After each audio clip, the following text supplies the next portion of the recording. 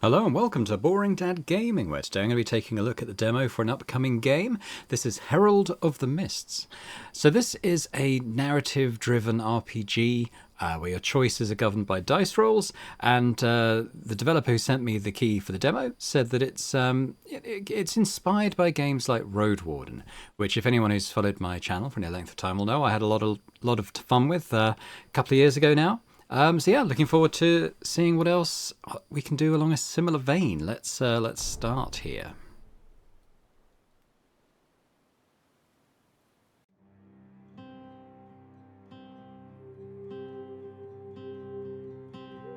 Diego of the Mists started a rebellion for the third time. Determined to end his defiance, the Queen dispatched her army, led by Kai the Written, into the Mists. Neither Kai nor the army ever returned.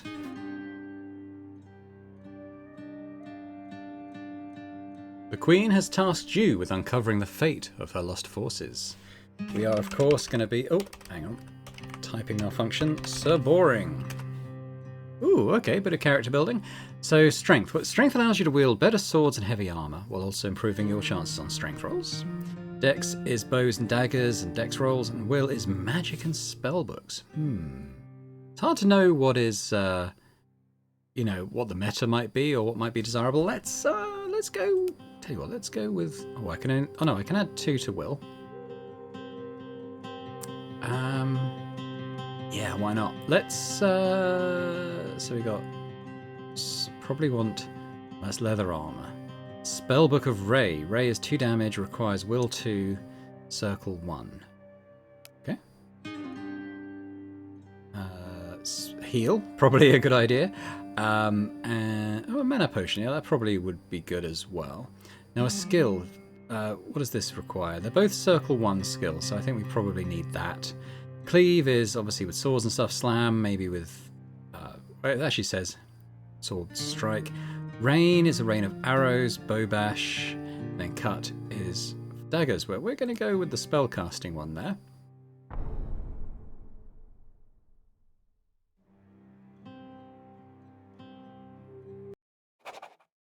Mountain Pass. The colour of the Ascendant's throne, a set of 9 moons in the sky, turns blue, marking the beginning of the 3rd month of the year, and also the beginning of your journey. Standing atop the mountain pass and gazing at your destination, you understand why this place is called the Mists. The entire region is shrouded in a thick veil of fog, so dense that even the light of the throne cannot pierce through it. Through the veil, the only things you can make out are the dark silhouettes of nearby trees and a tall tower rising on the horizon. So here we have our stats, so HP and mana, armor, we've got 50 coins, we can see our items. What's this? That's my backpack with some stuff in there. Okay. Oh. Return? Yeah. Things I chose. We've got some rations for camping. Okay. It's late. I need to rest before... Oh, what else have we got? Camp. Leave. Okay. It's late. I need to rest before continuing my journey. You walk down the pass and look for a place to camp. Before you find a suitable spot, your eyes catch a faint light flickering a short distance away. The fog prevents you from seeing the source of the light. It might be another person setting up camp, but as far as you know, there's no one living up this far. Okay, so we have a tutorial about dice rolls. Roll 2 6-sided dice and add the relevant attribute. If the total meets or exceeds the target, you succeed. In dialogue, you can see the target and your chance of success. Okay, so there is... we're looking at a light, so there's only one way to find out and go towards it, or we can try and sneak. So I've got a difficulty of 7, so we've got a slightly better than 50% chance of succeeding. Let's try. Oh, that's good. Using the fog to your advantage, you carefully approach the source of the light. As you get closer, it becomes more obvious that this is a campfire. You stop at a safe distance, and you see a hooded figure resting by the big fire. The figure sits on a tree trunk and extends one hand towards the fire, a long sword leaning on their shoulder, with its tip on the ground. Leaning on okay. The figure doesn't seem to notice you. Let's not be creepy. I approach without making any sudden movements. I make it clear that I don't mean any harm. Hi, I was looking for somewhere to rest. May I join you? The moment you step out from the fog, the figure startles, swiftly reaching for the hilt of the sword resting on their shoulder. "Stay where you are," the figure warns, and the voice... from the voice you understand the figure is a woman. Okay. "Stay where you are," the figure warns, and from the voice you understand that the figure is a woman. "Don't take another step." I don't move. The figure scans you from head to toe, trying to figure out if you're dangerous. "And who might you be?" To tell the truth, I am so boring, and I'm the Herald of the Queen. I come from Gart. She moves her head in surprise when she hears the name of the Queen. "That's so," she says in a soft voice. "I'm Maya, and like you, I'm leaving the Mists and going to Gart." So we can highlight these golden words, and they sort of give us a bit of explanation here. So Gart, also known as the First Corner, Barang's first and wealthiest settlement. It is considered the capital of Barang, and nearly all trade flows through this city. The Queen's magnificent palace is also located here, featuring 9 towers, each representing one of the moons. She makes a hand gesture for you to sit. "What is the Herald of the Queen doing here?" When you sit across, you examine Maya. Some of her black hair peeks out from under her hood, partially obscuring her face. The remaining portion appears quite dirty. Her eyes are light blue, like the Ascendant's throne in the sky. So as we know, those are the moons. Each one is a different size and changes colour every month. To end the war with the Second Corner and unite all of Barang, Kayrakan ascended to the largest of them and made all 9 moons his throne.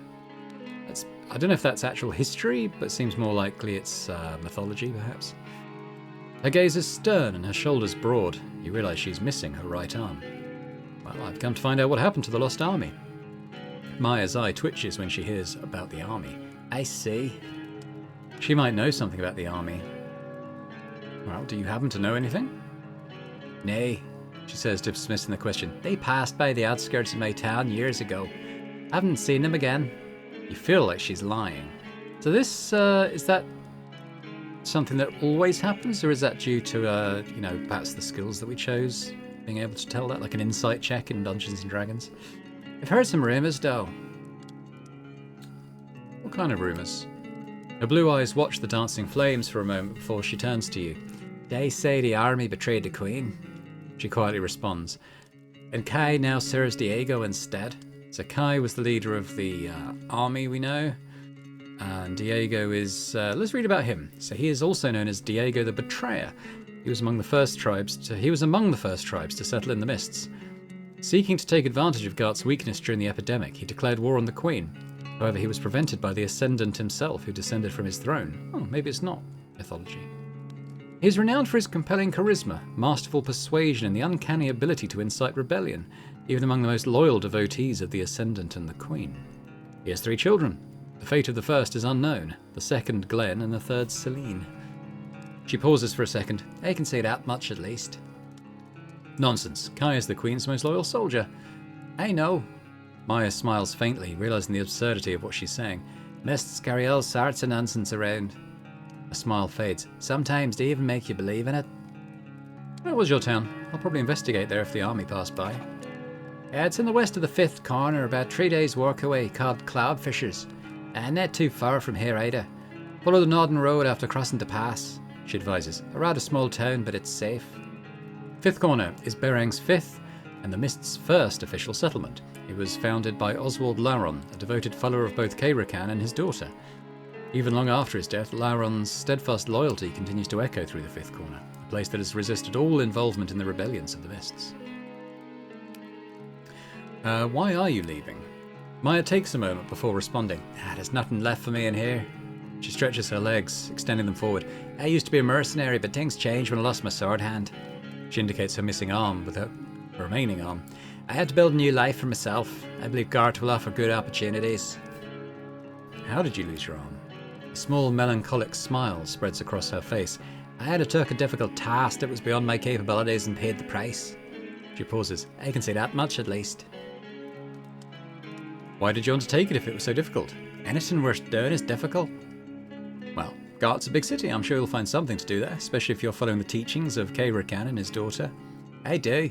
I'm a member of the Church of the Family."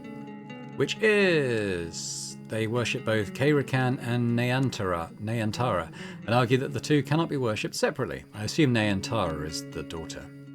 The majority of the population is part of this church. The greatest reward for them is to become part of the Holy Family. Serving them and strengthening their rulings are their primary duties. She raises her hand to her face in a graceful motion, then she directs it towards the Ascendant's throne. Traditionally, this gesture means allegiance to the Queen when performed with the left hand, to Kay Rakan with the right. Okay, so this is more about Kay Rakan. With his wisdom, he became the leader of the survivors, and with his immortality, their god. To resolve the challenges wrought by the second corner and to unite all of Berang, he ascended to the 9 moons, leaving the governance of Berang to his daughter Nayantara. So, yeah, from his throne on the moon, he continues to watch. Twice, he has descended from his station, first to cure the plague that suffocated Berang, and second, to defend his daughter against the treacherous Diego. So he is actually on the moon. Okay. Hopefully we'll find out a bit more about what's going on there. I'm guessing you're a too, since you're a herald. I'm a member of the Church of the Family. Actually, no. How do I... Will roll. 3% chance. Let's just say we're of the same. It's nice to encounter someone who shares the same beliefs. As your journey progresses, you'll realize how rare that is. She remarks, "May the Ascendant's throne light your path." I return to the other questions. "What can you tell me about the mists?" She sniffs, tossing a twig into the fire before responding. It's nothing like Gard, I can say that much at least. People are cold and distant. Most worship the Ascendant, but they're not too fond of the Queen. True, Daughter Written managed to change that a bit. Kai the Written is the Queen's most esteemed general, and a folk hero. Yeah, so I think we read that when we read about him earlier. The 5th corner still supports the Queen. I can't say the same for the Mist Dwellers and the Liberated. The Mist Dwellers, one of the major settlements of the Mists, founded by Diego, the Betrayer. He unified all the scattered clans and rebelled against the Queen 3 times. After Diego's imprisonment, Mist Dwellers came under the rule of his equally cunning son, Glenn, and liberated the pagans of the Mists. They recognized neither god nor law. They raid other settlements and spread chaos. Their leader is Diego's insane daughter, Celine. Okay, so we've got kind of like the loyalists, the rebels, and then the crazy pagan faction. What can you tell me about the Liberated? It's ruled by a mad woman named Celine, daughter of Diego. Maya can't hide her hatred as she says the name. They're pagans, not part of any church or belief. That's why they call themselves the Liberated. They don't follow any laws or rules. Their camp's a total mess it's a total madhouse. I'd stay away from them if I were you. What about the Mist Dwellers? It's governed by Glenn, second son of Diego. Not as bright as his father, but still a cunning leader. He's a pawn of his father, even though he claims otherwise. He's been doing a good job turning people against the Queen. Like his father, he worships the Ascendant and thinks the Queen is a fraud. I've heard they've been struggling recently though. I don't know why. Maya pauses. I can say that much at least. What about 5th Corner? It's governed by Verena, who still supports the Queen. It's the only tribe in the Mist that didn't involve in the uprisings of Diego. It's also the most populous tribe because it is the safest. Verena tries to enforce the laws as much as possible in accordance with Guard standards. It'll be the safest place for you too, if that's what you're looking for. So you've been to Gart before? A long time ago. We wait for her to give more detail, but the woman offers no further information. Anything else you can tell me? She picks up another twig to play with the fire. Let me share something not many people are aware of. Her eyes shift from the flames to you. Animals? She adds in a somewhat subdued tone. I don't know if it's just me, but here, animals seem much more intelligent than those in Gart. What do you mean? For a moment she becomes lost in thought. Sometimes they watch you. She almost whispers as if she's afraid the birds will hear her. They just stop and watch you with a strange, thoughtful look in their face. She pauses. I can say that much at least. It's probably just my paranoia. Oh, I see. Thanks for the information. Now, tell me, what news do you bring from Gart?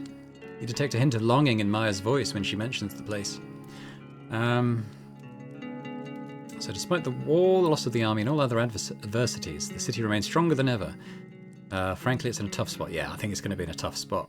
The disappearance of the army in Kai has understandably stirred up unrest among the people in the corners. Do you think there'll be another dissension? So that's when Kairakan comes down from the moon, basically.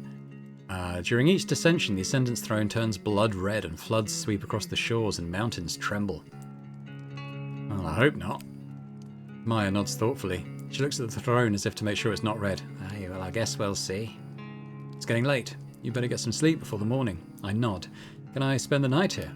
Yeah, please do. It's always safer to spend the night with someone in the mists.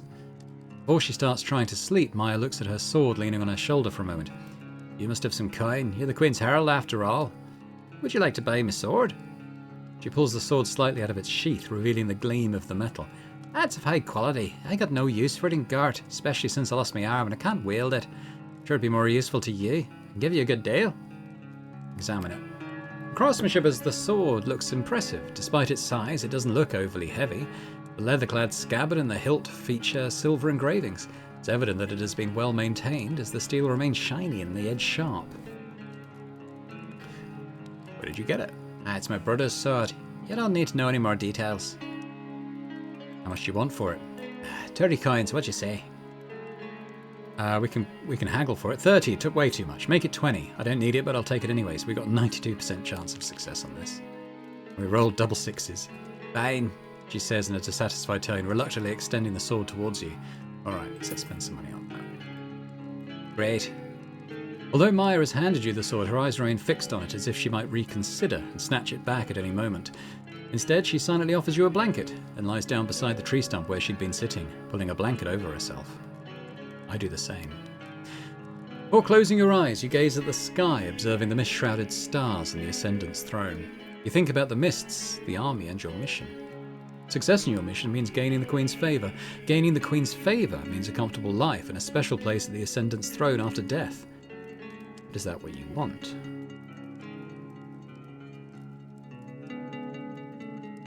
On to embark on an exciting adventure. As you watch the mist gradually grow thick enough to blanket the throne, your eyes begin to heavy with the weight of sleep. Close my eyes. You wake up to a morning with the mist clearing. Your body is aching from the hard ground, but you feel reasonably rested. The fire has long since gone out and Maya has already left. But you are not alone. In the trunk where Maya was sitting, 3 men are now seated, each of them wearing dark green armour with long capes touching the ground. The man in the middle has long black hair and is busy sharpening a piece of wood with a knife. The bald one to his left is munching on something, and the hooded figure to his right is watching you. Good morning, says the guy eyeing you. The others shift their focus to you too. We got a bit worried you might not wake up. You sense trouble. I sit up without any sudden movements. Who are you? We're the Knights of the Mists, sir, says the man in the middle with a gruff voice. His pitch-black hair falls down to his shoulders, his face clean-shaven. You've heard about the Knights of the Mists before. They were law enforcers in the Mists, initially loyal to Diego until Kai the Written won their allegiance. The man gestures with his knife towards himself. Name's Vol. Then he points to the bald man. This one's Fury. Next he points to his right. And this one is Bulk. He turns back to you. And you? Oh, I'm Sir Boring. Nice to meet you. Yeah, and what the hell are you doing here, Sir Boring? I'm coming from Gart. I was sent by the Queen to investigate the lost army. For a few seconds, the 3 men watch you with surprised expressions. The exchanged glances between Bulk and Fury don't escape your notice. They don't believe you. I understand, Vol says. Then he changes the subject. Well, we're looking for a woman. About average height, blue eyes, missing an arm. We think you might know where this lady is. She usually introduces herself as Maya.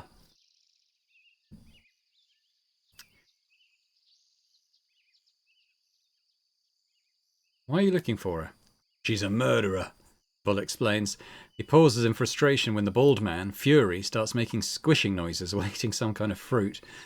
Annoyed, Vol exhales and continues. She's killed more than 7 innocent people. We've been chasing her for a while.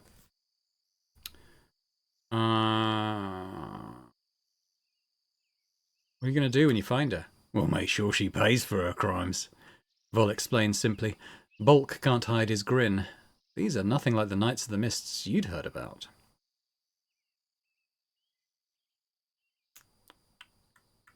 Let's not help them. These guys will probably kill. I've noticed a few typos, so hopefully those get tightened up before release. These guys will probably kill Maya. I shouldn't tell them the truth. I've never seen such a woman. Well then, how the hell do you have her sword? Vol points to Maya's sword.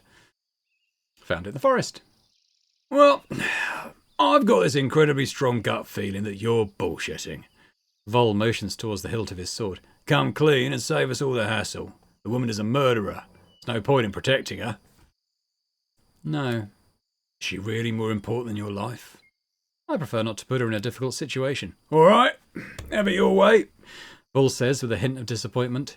He casually tosses the knife and twig aside and then unsheathes his sword from his belt. Simultaneously, Fury and Bulk reach for their weapons, taking their stances. It's 1 against 3. Might be a short run. I prepare for a fight. Okay, we've got a combat tutorial. Vol moves slowly and carefully to your left. Fury takes his position on your right, and Bulk keeps up a bit of distance while preparing his bow. Combat is turn-based. I've got 3 action points, and different actions confirm varying amounts of AP. Don't forget to equip your items. Oh god, have I not equipped my items? Equip. Equip. Oh, that's it. Okay, so, okay, that's... Oh no, was that my 3... Oh no. Is that my 3 actions? I'm trying to just equip this book. Okay, well, they didn't hit me, so there's that.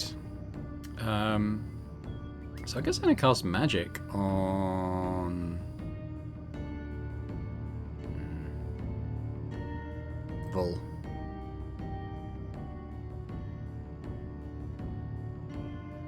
Two damage per AP. Okay, well... Try a powerful one. Hey, we hit him. Okay, they hit me, then a couple of misses. Oh, then a hit. I'm going to just do enough to kill Vol. And... same for Fury.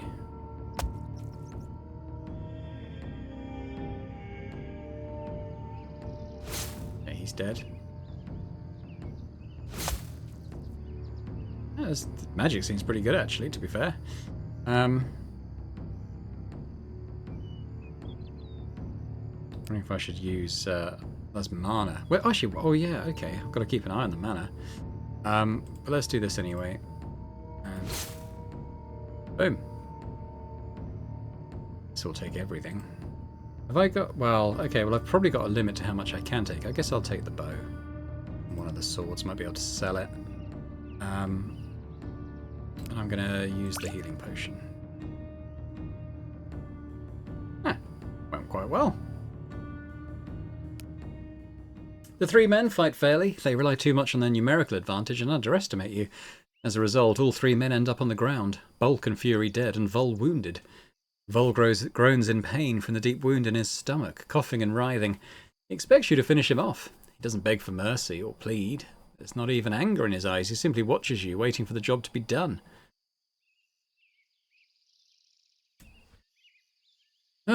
He can't harm me anymore. I spare him. Vol simply closes his eyes, waiting for you to finish him. But instead, you step over Vol and continue forward. Time to hit the road. Okay, cool. Fork. As you come down from the mountain pass, the air starts to warm up. Trees are now less dense, the fog thicker. You don't have a map, and even if you had one, the fog would render it almost useless. You'll have to rely on your senses to find your way. You arrive at a fork in the road, one path curling left and the other to the right. Standing at the very centre of the split is a wooden signpost. Beneath it, something dark rests on the ground. It looks like a pile of rocks, but it's hard to make out exactly what it is. You notice that what lies in front of the sign isn't a rock, but a human body. The body is seated with its back leaning against the wooden sign, legs stretched out in front. Its head hangs limply towards the ground, its clothing stained with dried blood. Let's check for traps.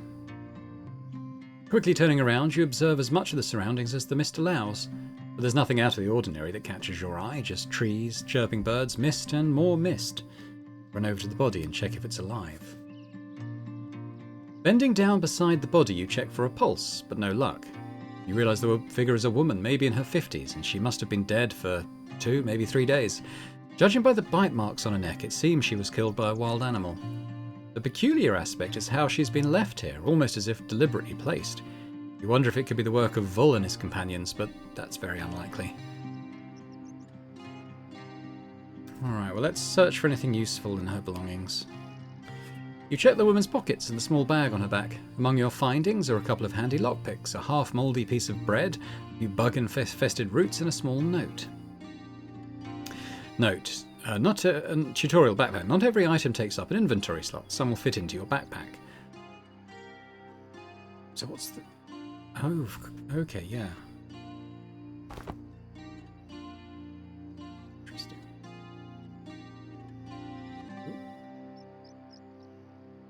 Weapons, armor, potions, and rations occupy a slot, while others go into your backpack with a few exceptions. Click on your backpack to view its contents. Okay.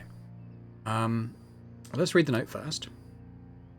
What are you talking about, Amy? The note reads. You've really lost it, woman. What do you think I can do? What do you think you can do in the mists? Kayrakan knows what happened to the army there. You turn the note and continue reading. The army is no more. It disappeared along with our son. We told that fool to stay home and take care of his own life, but he was obsessed with Kai. Kai this, Kai that. Now he got what he deserved. Don't drag this on any longer. Come back. I don't want to lose you to the mist too, please. Too late, I guess. Let's take the lockpicks. Take the rations so we can stack those.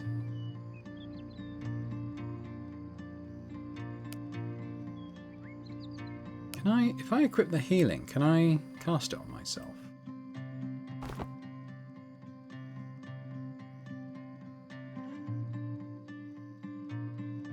Okay, it's a...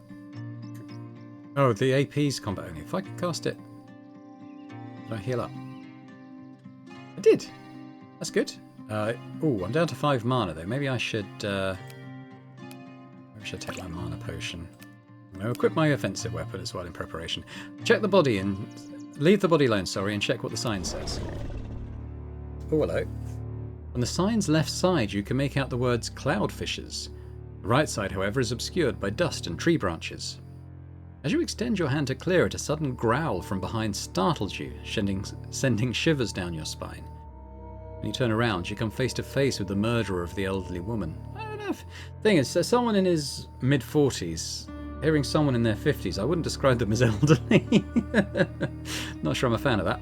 A leopard almost as large as a bear. It approaches you slowly and cautiously, keeping a watchful eye on both you and the woman. Okay, we can cast a harmless... I think casting a harmless spell to scare it off with a success chance of 92% is probably our best bet. Your spell startles the creature, causing it... Another little typo there. Causing it to move its head between your hands and face. What does that mean? Causing it to move its head between your hands and face. Not quite sure how to picture that. It pulls its body back, poised as if about to pounce on you, baring its teeth. But instead of attacking, it retreats, putting some distance between you and watch it go away. A little further away, it turns its head, observing you with an eerily human-like expression that sends shivers down your spine. Instead of a mere instinct-driven wild creature, it seems like a thoughtful human being sizing up. Well, that tallies with what Maya was saying. Oh, with that, it vanishes into the mist. Now, you know what Maya meant about animals. I take a moment to catch my breath, then I check the unreadable part of the sign. The sign reads, Compass. Continue the journey. Let's go to Cloudfishes. That was where Maya was from. As you move on, the forest becomes thinner and gives way to an open landscape. The mist prevents you from seeing very far, but you can make out the silhouette of a small village ahead. Cloudfishes, you murmur to yourself. The air is cold and still. The sound of birds in the forest is now replaced by the eerie silence of the mist. You hope that cloudfishes will be a solution to this silence. Approach the village. Cloudfishes look smaller than you expected. You see a handful of wooden houses alongside a large barn and an inn. What really catches your attention are the huge nets lined up around the village, all facing in the same direction. There are barrels placed underneath them. As you approach the nets, murmured whispers reach your ears. His fate was written long ago. So faint it feels as though the mist is whispering to you, shrouded in pain and sorrow. When you move towards the sound of the voice, a silhouette emerges from the mist. An old man sits on a rock, slowly sharpening the sword in his hands. Will he stand tall against his fate? He murmurs in a melodic tone. When what is written comes to pass. Seems like he hasn't sensed your presence. Say hello. The old man stops singing and turns his gaze towards you. He doesn't seem overly surprised to see a stranger.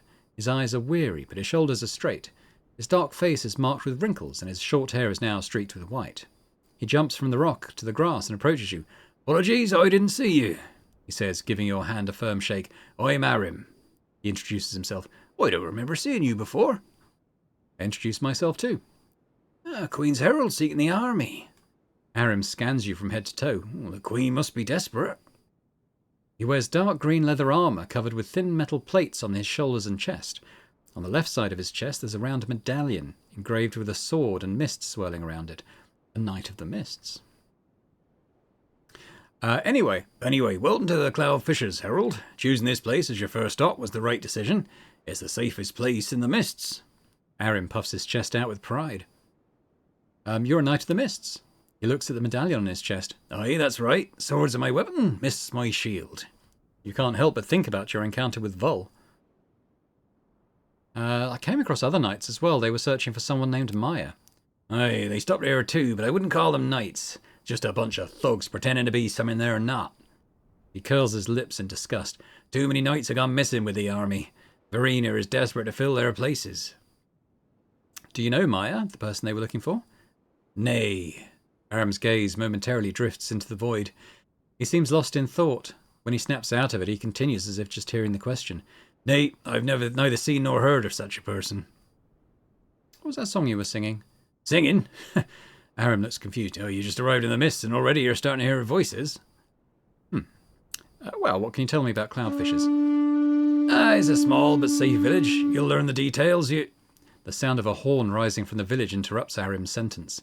He turns his head, looking at the village. Oh, the mist horn, he explains, turning back to you.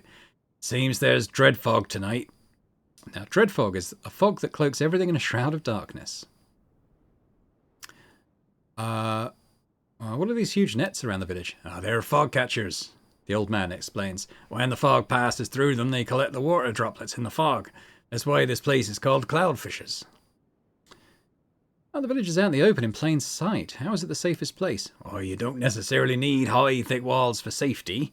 He grips the hilt of his sword. There are many ways to protect your home, and being inconspicuous is one of them. I see. Sure you'll be pleased with your visit? All right, well, I thank him and proceed towards the village, I suppose. Herald, Arim says as you're about to leave. When you turn to him, you notice his gaze lost in the void. It takes a few seconds for the life to return to his eyes. Yeah, travelling during dread fog is dangerous, he says. You should stay in the village tonight. If you want, you can stay in my room at the inn for the night. Oh, where will you stay? I am a Knight of the Mists, Arim says without further explanation. Well, thank you, Arim. Also, he interrupts again, there's a thief wandering around the village lately. Keep an eye on your belongings. He even stole my dagger. I nod and enter the village. The mist gradually thickens, slowly enveloping Cloudfishers and weaving its way through the massive nets. Just beneath a nearby net, a young man is busy with barrels. Beyond him is the inn Arim spoke of. Bridge the net. Water drips from the net onto the barrels as the young man hurriedly swaps the full ones with empty ones. He mutters to himself, but you can't make out what he's saying. When he notices you, he says, "Ooh, the inn's that way," pointing dismissively without even looking at you. Need a hand? The young man looks at you, seemingly a bit surprised by your offer. All right, well, if you could take that barrel over there to the inn, I'd really appreciate it. The barrel reaches up to your waist and is filled to the brim. It looks heavy, but the young man doesn't seem to have any trouble lifting and carrying it. All right, well, let's try the dex roll. We need a 42% chance of passing it. Try to lay the barrel on its side and roll it towards the inn. That looks like a fail. Snake eyes. After making sure the lid is tightly closed, you slowly tip the barrel over. However, it turns out heavier than you expected. It slips from your hands and begins rolling down. You and the young man watch as the barrel rolls freely down the slope. It crashes into the rock where Arim is sitting, causing the old knight to jump. The old knight looks at you and slowly shakes his head from side to side. The young man turns to you, smirking. So much for being smart. I go to the inn. You leave the young man to his work and climb the slope towards the inn. Behind you, the young man follows with a barrel on his back, panting and muttering under his breath. A bald, bearded head pokes out from the inn's door. "Hugo!" he shouts to the young man. "How is it that moving 3 barrels is taking you all day? Get on with it already!" You hear Hugo mutter a curse under his breath as the bald man retreats inside without noticing you. Hugo sets the barrel down with a thud, dusts off his hands. He pauses, studying you briefly. "Are you a Mist stranger?" How did you know? Oh, it's obvious just by looking, he says with a shrug. I'm Hugo. Nice to meet you. He gestures for you to follow. Go on, you must have had a long journey. Let's get you a room. Step inside the inn after Hugo. Well, well, says the bald man inside the inn as he spots Hugo. A record, finishing your work before evening. He stops mid-sentence when his eyes land on you. Ah, welcome, traveller. I didn't see you there. He gestures towards a chair at the counter. Please, have a seat. I sit, glancing around the inn. The inn looks clean and well kept. It isn't very large, with only 5 tables neatly arranged in the main room. Against the far wall there's a modest fireplace, and either side of it windows let in the faint light from outside. The only unusual detail is the pile of weapons stacked near the wall by the staircase leading upwards. Wooden spears, crudely forged swords, and an assortment of arrows are heaped together. The smell of cooking onions fills the air and your stomach grumbles. I'm Rick. The bald man introduces himself, his thick grey beard stretching in all directions. I see you've already met my son Hugo. He glances at the young boy with black hair and narrow shoulders. Rick grabs a plate full of food from behind him and sets it down on the counter. Take this to your mother, Hugo. I'll attend to our guest. Without protest, Hugo takes the plate and Rick turns back to you. This is the Miss Catcher Inn, he says, tapping the counter with one hand. Nice to meet you, Rick. I introduce myself as well. The Queen's Herald. Hugo freezes in the middle of the stairs, a plate in his hand, staring at you in surprise. Oh, is it? Oh, the Queen's Herald? You're from Gart? Take your mother's food, Hugo. After sending the boy on his way, Rick adds, I must admit, I wasn't expecting to host a Herald today. He tries to hide his curiosity, eyeing you carefully. Are you hungry, Herald? I nod. Rick serves you a plate of food and says, Tell us, Herald, what brings the Queen's Herald to these parts? Hugo hurries downstairs, not wanting to miss the conversation, and looks at you with gleaming eyes. Gart, he says. Could you tell us about Gart?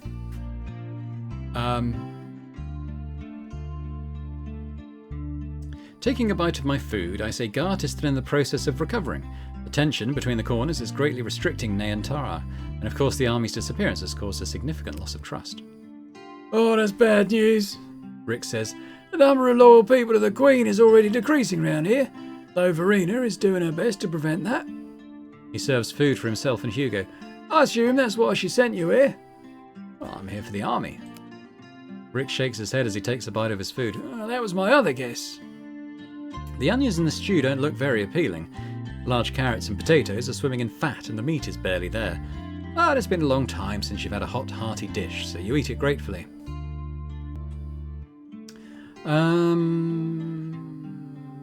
Do you know anything about the army? Well, they passed through the south of here on their way to the fifth corner, but they didn't stop by here, which was a shame. The young people of our village were very hopeful to see the written.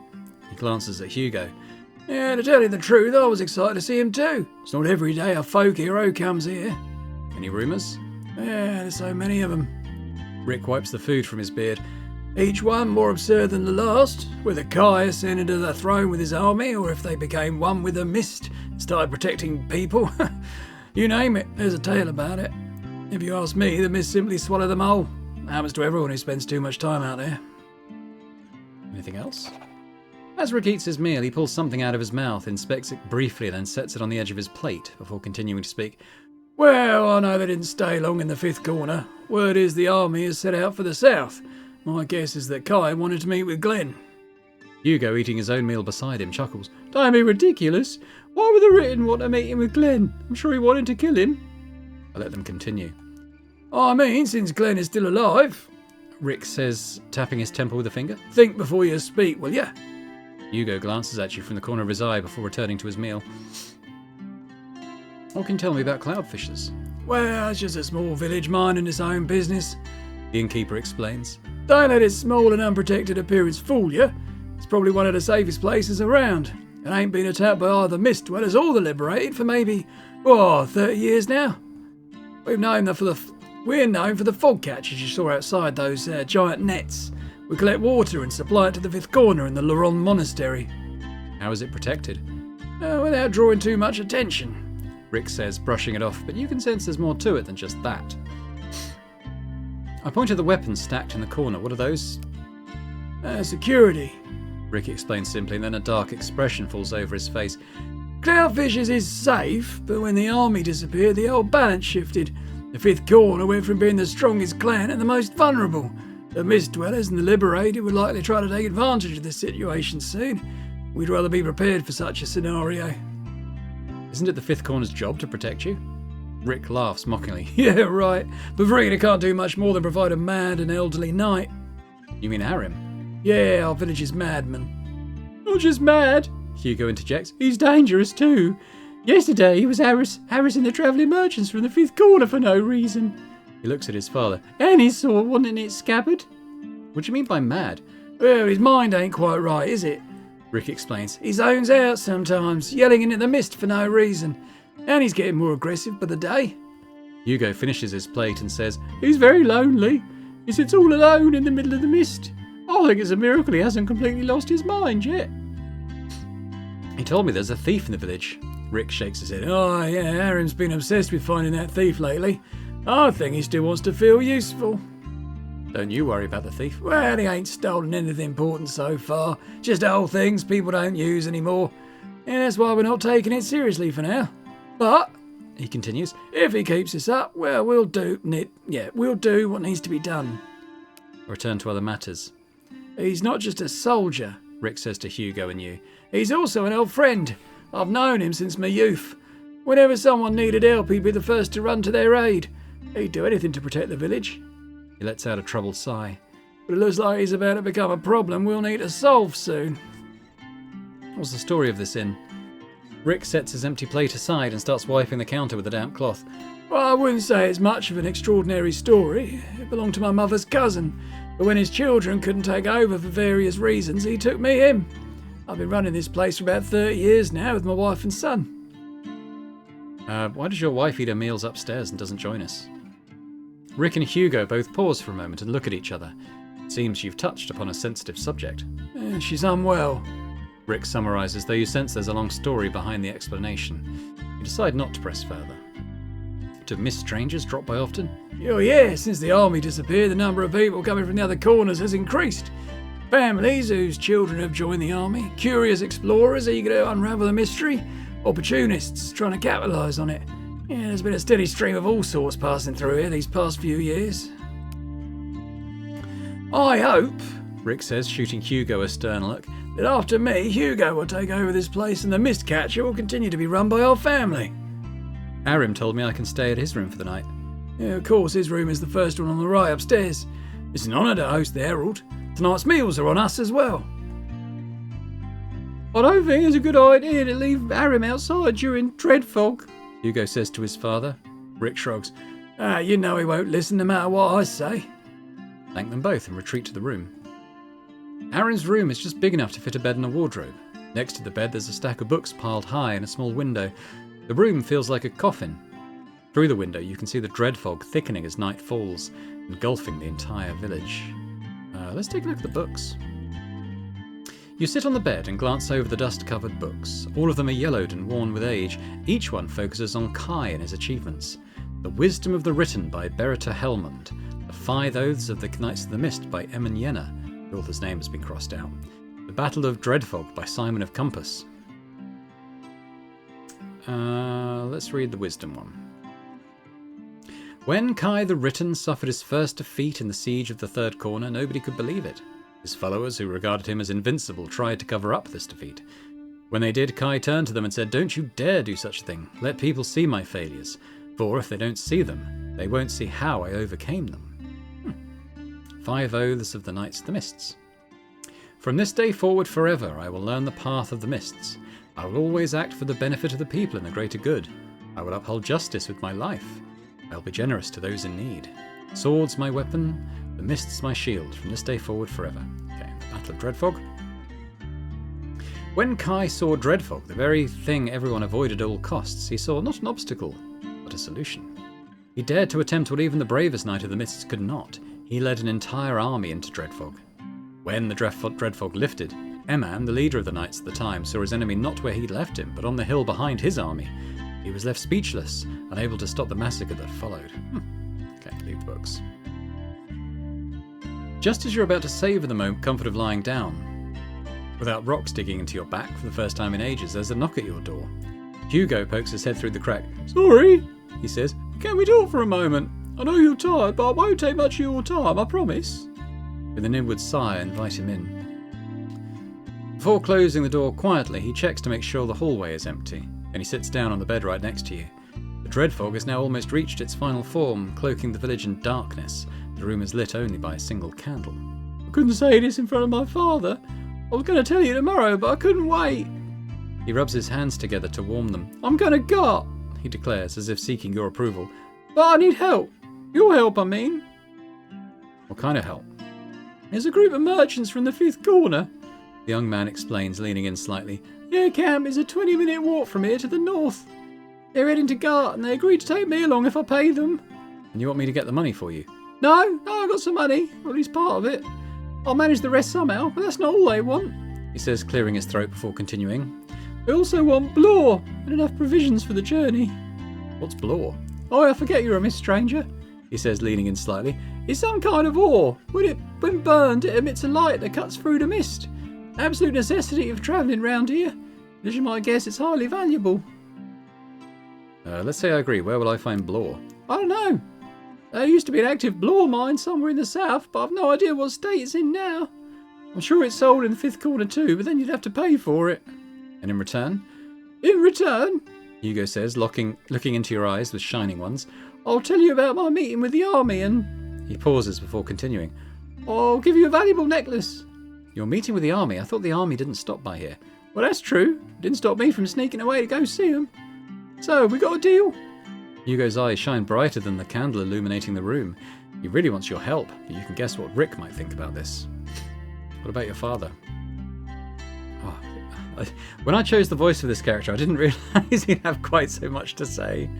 He cares nothing beyond this inn in the village. I understand why. Everyone treats him like a leader.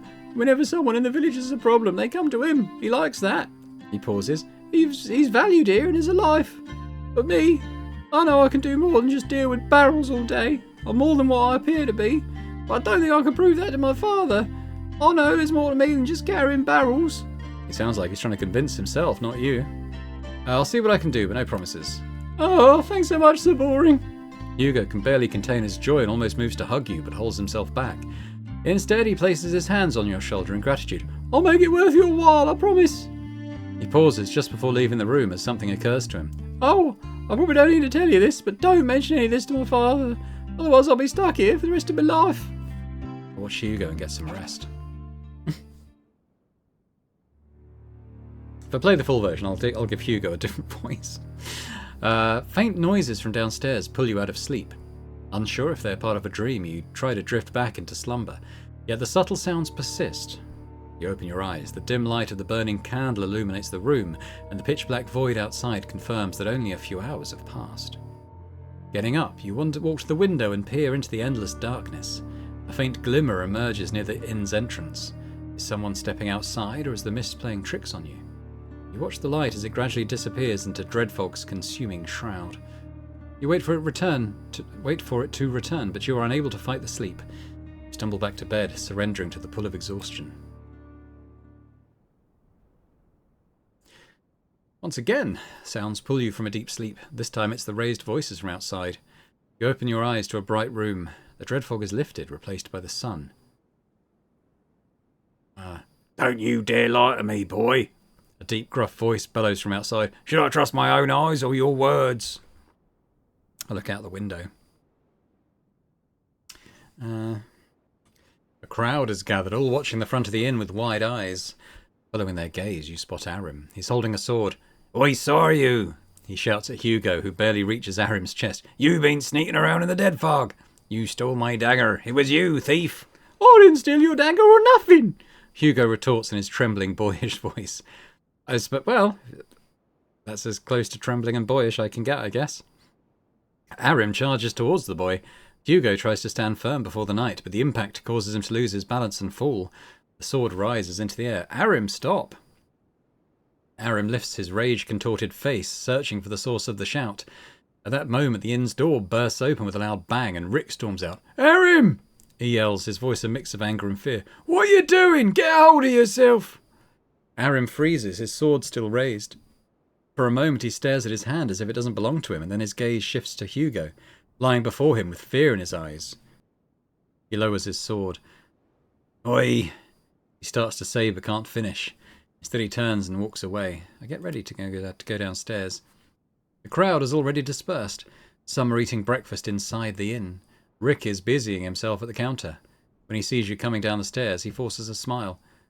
Good morning, he says. I guess the chaos this morning woke you up. I hope you slept well enough last night. What was the chaos about? Arim, Rick says, as if that explains everything. He claims he saw Hugo outside during the night. I think I saw someone too. Well, it was probably Arim you saw, Rick says. Hugo, no matter how fog-brained he might be, knows better than to step outside during dread fog. Rick lets out a deep, troubled sigh. Witnessing an old friend slowly change and lose himself, it's painful, he says, rubbing his bald head. And it's not the first time I've experienced something like this.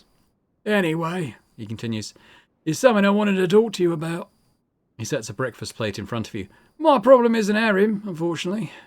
Maybe the Herald can help me. The Herald is listening.